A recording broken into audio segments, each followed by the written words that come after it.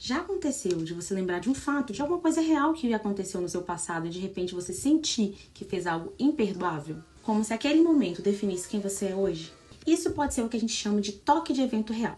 É uma coisa que de fato aconteceu, nós temos um fato, algo concreto, mas a sua mente não está preocupada com algo que poderia acontecer, mas com algo que de fato aconteceu, só que ela fica analisando isso que já aconteceu de forma distorcida e catastrófica.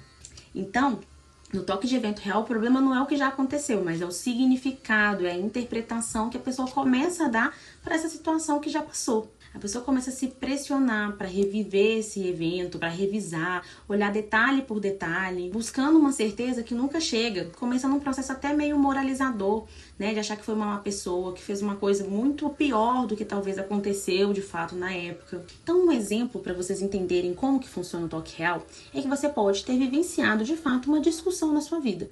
Uma discussão que na época você foi lá, se desculpou, né, pediu desculpas, ficou tudo bem, todo mundo seguiu em frente. Só que aí hoje, né, no presente, você começa a se lembrar dessa situação e começar a fazer alguns questionamentos, algumas dúvidas obsessivas. E se o que eu falei foi muito pior do que eu lembro? E se eu arruinei a vida da pessoa? E se isso que eu falei diz algo terrível sobre o meu caráter? Então aí começa dois processos importantes. Uma pessoa fica tentando buscar essa memória a todo custo, né? Memória essa que já está distorcida pelo tempo. É impossível que a gente se recorde de coisas que já aconteceram com a precisão de algo que está acontecendo aqui agora. E a outra coisa que começa a acontecer é essa checagem moral. E a pessoa fica quase que como um tribunal interno, né? Observando ali a moralidade da situação que ela fez, mas de uma forma excessiva. Analisando cada detalhe como se ela com certeza cometeu um erro muito catastrófico na situação.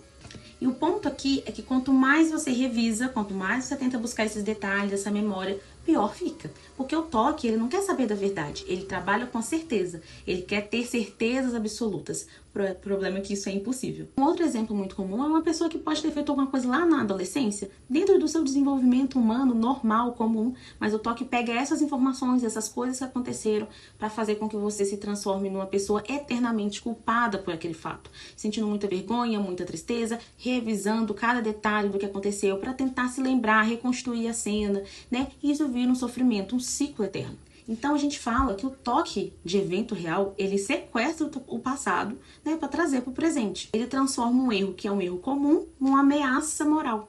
E ele te convence que você só vai ter paz se você reconstruir perfeitamente o que aconteceu, o que é impossível. Então, quando estamos falando do toque de evento real, a gente precisa ter esse cuidado, porque no fim a pessoa não está revivendo o passado. Ela está vivendo em cima de uma dúvida obsessiva. E a dúvida é o combustível do toque. Saiba que se você se identificou com esse vídeo, você não é uma má pessoa.